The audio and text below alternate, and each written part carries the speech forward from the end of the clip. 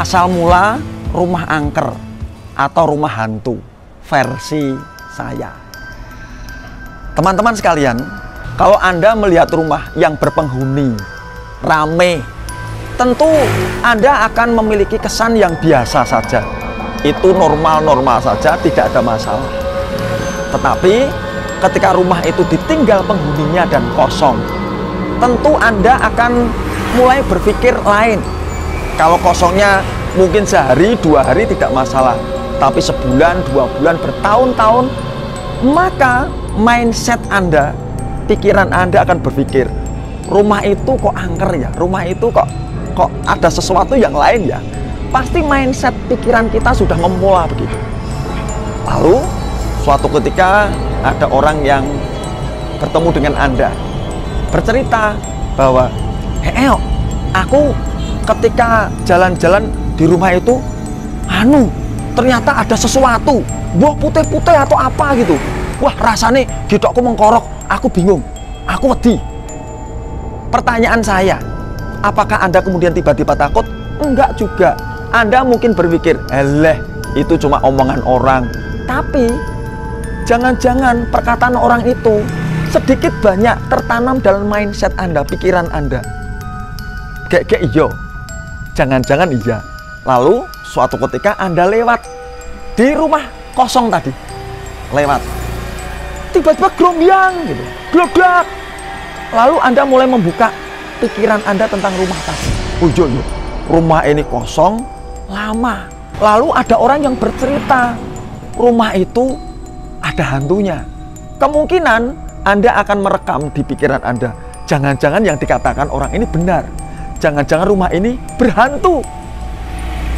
Anda mulai bergidik, Anda mulai merinding, dan kemudian meneruskan perjalanan Anda.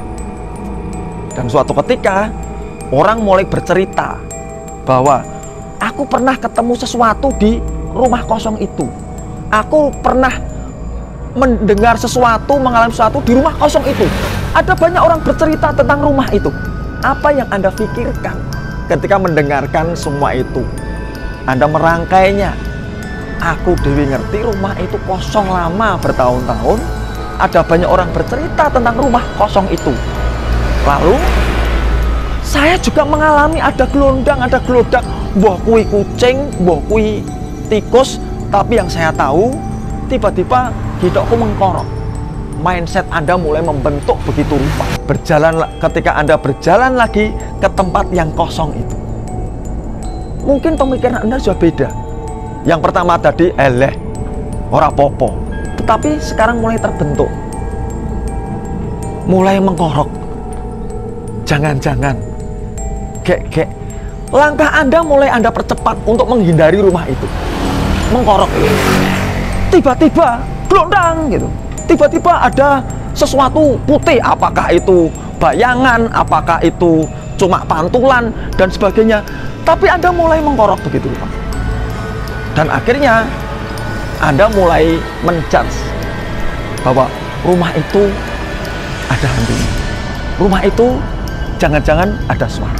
Pertanyaan saya sekarang, siapakah yang menciptakan rumah angker dan rumah hantu itu? Jangan-jangan mindset pikiran Anda yang mulai terbentuk, mulai terpola, sehingga pikiran Anda sungguh-sungguh meyakini di tempat itu ada hantunya.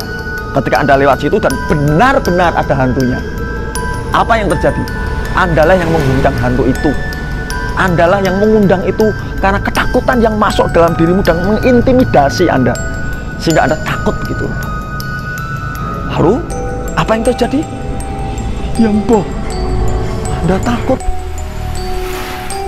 Teman-teman, hari ini saya mau bercerita tentang satu hal, bahwa mindset kita, pikiran negatif kita itu beresiko akan membuat apa yang engkau imani, apa yang engkau pikirkan itu terjadi. Jadi berhati-hatilah bermain-main dengan pikiran. Jangan-jangan jangan-jangan kekhawatiran itu akan muncul dan membangun mindset dalam kehidupan kita dan membuat kita menjadi terpola begitu rupa, sehingga aura negatif akan dengan sendirinya ada dalam kehidupan kita. Apa yang kau percaya dan masuk dalam pikiranmu, itu akan menyedot tenaga negatif, hal-hal negatif yang terjadi dalam hidup Anda.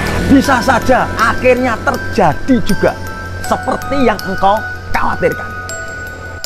Hati yang gembira adalah obat yang manjur. Tetapi hati yang khawatir, hati yang sedih, hati yang jangan-jangan, hati yang gek-gek, itu akan menciutkan nyali. Jadi pilihan di tangan Anda. Engkau gek-gek, engkau gek-gek, jangan-jangan terjadi tenan, terjadi tenan, terjadi tenan, terjadi tenan.